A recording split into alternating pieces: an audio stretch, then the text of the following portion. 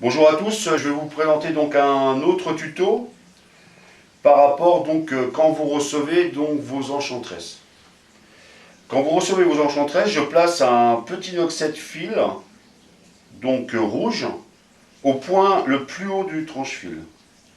Ça donne donc comme si on imaginait qu'on encochait une flèche dessus, donc on allait tirer comme ceci. Et donc là on est sur une passe, donc on n'est pas sur un arc, mais c'est la même chose sur un arc, c'est juste la passe qui change. Donc voilà.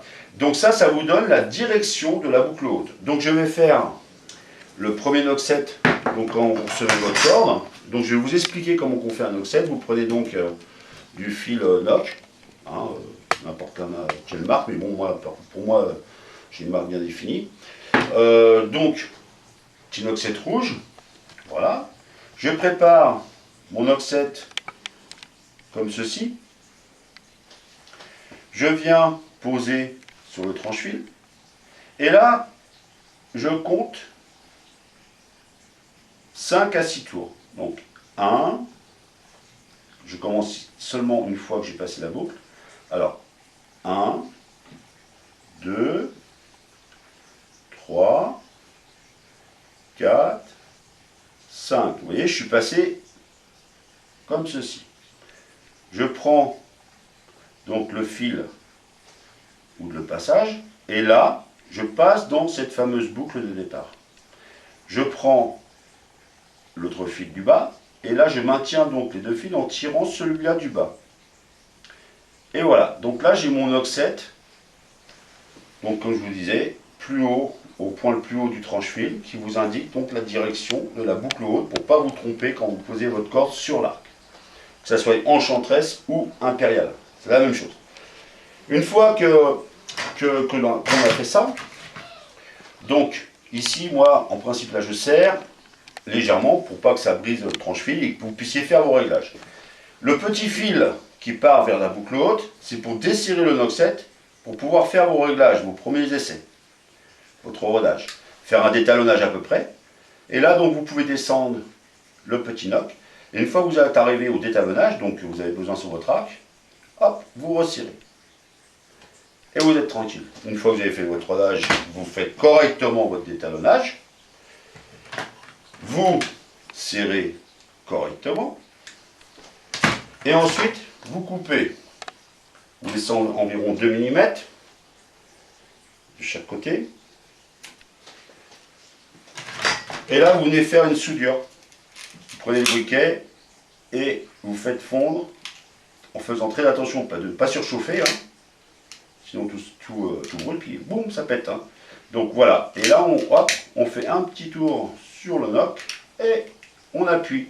Et mon noxet est soudé et ne bougera plus. Alors, il y en a qui mettent aussi un point de colle. Pas de souci, vous pouvez faire aussi, mettre un point de colle par sécurité. Maintenant, je vais vous expliquer comment placer le deuxième noxet. Parce que c'est important d'avoir deux noxets pour avoir toujours le même placement de doigts. Et ça évite de coincer la flèche quand on tire et surtout quand on est fatigué.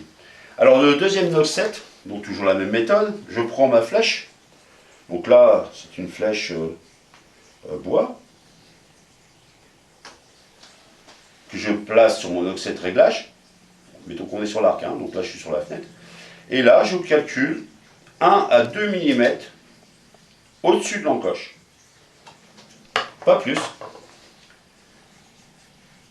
Et je place mon deuxième noxet, à peu près. Donc on fait comme ceci. On fait la même chose. Donc j'ai fait voir la première fois pour bien que vous compreniez. 3, 4, 5. Hop. 5, pardon, parce que là, j'en ai fait un moins. Hop, on fait ça. Pareil, le même système. Toc. Et là, on serré, on vérifie. On remet la flèche. Là, vous voyez, on est trop serré. Ça risque de coincer donc au tir, ralentir donc la sortie et voir faire une sortie vraiment cacaboudin. Donc voilà, là on est pas mal. Là on n'est pas coincé, on est nickel. On maintient, on prend la petite pince et là on vient serrer le noc. On refait la même manipulation, 2 mm.